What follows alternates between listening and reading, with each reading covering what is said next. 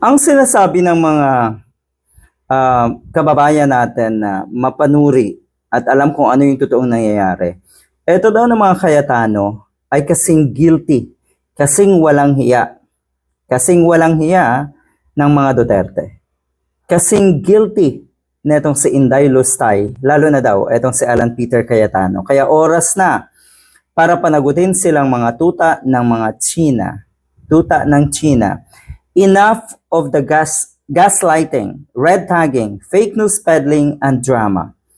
At makadyos yan kuno, itong si Cayetano. Ang mga traidor ay dapat nang managot. Mga magnanakaw na mga traidor pa. Maliwanag pa daw sa sikat ng araw na sila ang mga totoong kalaban at salot ng ating lipunan. Etong mga Cayetano at mga Duterte.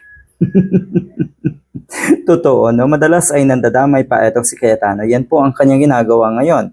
Gusto niyang idamay na kuno ay hindi lang naman siya. Parang bakit daw sinisingle out etong si Cayetano doon nga sa issue ng mga ghost projects na may kinalaman sa flood control diyan sa Taguig. Nako po, marami pa daw sila pero hindi nagreklamo noon. Ano nangyari? Pareho kasi kayong nakinabang. Ayan. Kinain ng sistema itong mga katulad ni Alan Peter Cayetano, naging sakim sa kapangyarihan at kinalimutan na meron siyang ama na naging maganda sana ang legacy.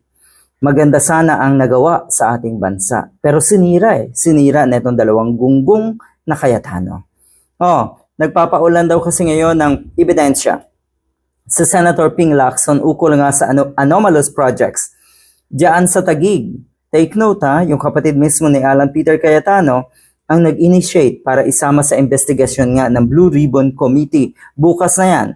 Ito pong mga ghost projects nga, mga anomalous projects diyan sa Taguig. At nakikiusap nga daw itong si Alan Peter Cayetano na sana wag daw siyang i-single out. Ayan.